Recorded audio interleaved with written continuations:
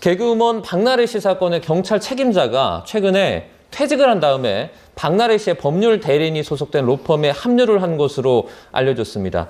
이제 외부에서 볼 때는 어떻게 보면 박나래 씨를 조사하던 사람이 박나래 씨의 어떤 편에 있는 로펌에 들어가는 그런 모양새라서 좀 뭐 의심의 어떤 의혹을 좀 가질 수는 있을 것 같아요. 뭐 당연히 그렇게 볼 수밖에 없을 것 같고요. 일단은 형사과장이라는 직책 자체가 이 박나래 씨 수사를 어떻게 보면 총지휘를 했다라고 보아도 될 정도의 위치였거든요. 그래서 이제 수사에 대한 결과, 그다음에 앞으로 어느 방향으로 진행할지에 대해서 결국 모든 것을 본인이 보고받는 그런 입장이었기 때문에 이 모든 사안에 대해서 너무나 많은 사항을 알고 있었다라고 볼 수밖에 없는 인물이고, 그 형사과장이 지금 박나래 씨 변호사 그 로펌에 이제 합류를 했다라고 하게 되면 당연히 그 모든 정보가 공유가 될 수밖에 없는 부분이거든요. 사실 그게 뭐 본인들 입장에서는 공유를 받은 바 없고, 그리고 사건에도 관여하지 않았고, 뭐 이전에 이미 뭐 취업이 지금 예정이 되어 있었다라고 하지만 네. 이게 사람인 이상 이미 취업을 하게 됐고, 그렇게 됐으면 당연히 그 사건에 대해서 물었을 때 어떻게 정보가 공유가 되지 않고 이제 그게 뭐 정말 중립적으로 그렇게 진행을 하도록 그렇게 진행을 했다, 이렇게 이야기를 할 수가 있겠습니까? 그래서 이런 부분들은 충분히 공직자윤리법상 이해 충돌에 해당하는 부분으로 보여지고, 이건 좀 약간 좀 입법의 공백도 있는 부분이라서 이 형사과장으로 재직했던 사람이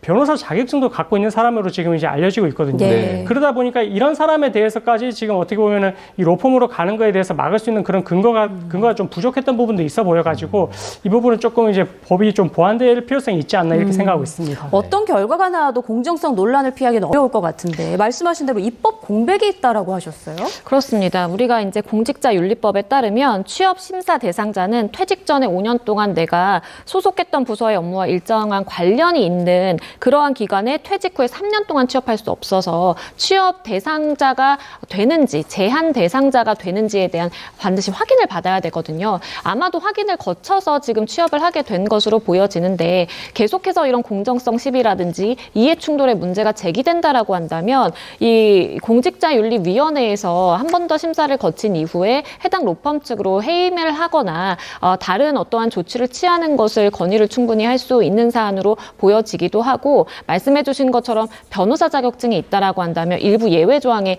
허용이 될 수가 있거든요. 그런 부분에 대해서 이해 충돌이 실질적으로 발생할 수 있는 위험이 있다라고 한다면 그러한 예외를 굉장히 제한적으로 적용하는 방향의 그러한 보완이 필요하다라고 보여집니다. 네.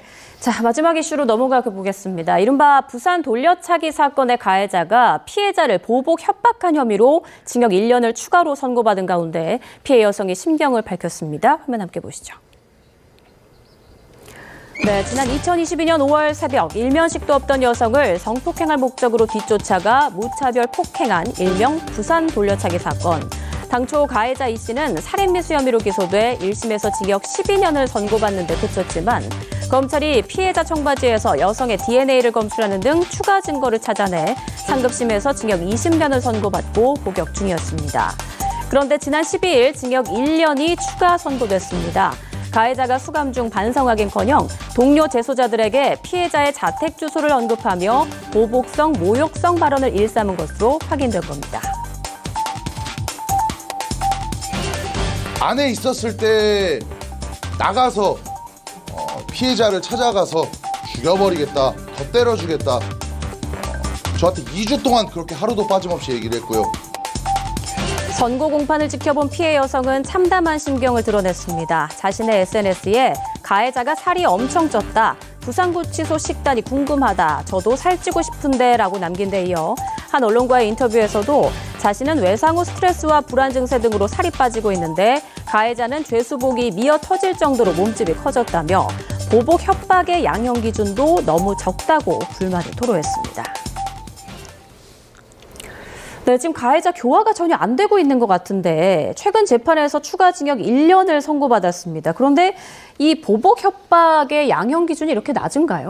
그러니까 보복 협박의 경우에는 1년 이상의 유기징역이 이제 처한다라고 되어 있는데, 이게 아마도 1년형이 이제 추가로 선고가 된 사안에는 지금 현재 중형을 선고받고 복역 중이라는 사정이 반드시 반영이 됐을 거예요. 그래서 이러한 참작이 되어서 사실은 피해자 입장에서 느끼기에는 굉장히 내가 입은 피해보다는 굉장히 가벼운 처벌을 받은 그러한 느낌으로 받아들일 수밖에 없는 그런 상황으로 보여지는데 실질적으로 법정형 자체도 다른 범죄와 비교하자라고 한다면 형평이 맞을지 모르겠지만 일단은 그 자체로서는 그렇게 높은 범죄에 속하지 않는다라고 볼 수밖에 없는 측면이 있고요. 게다가 언급드린 것처럼 양형의 사유를 고려할 때에는 현재 이 사람이 복역 중인지 그러니까 다른 재판을 통해서 형이 선고가 되어서 이러한 부분까지도 함께 가만히 되는 상황이 있다 보니까 피해자 입장에서는 납득이 되지 않는 측면도 있습니다.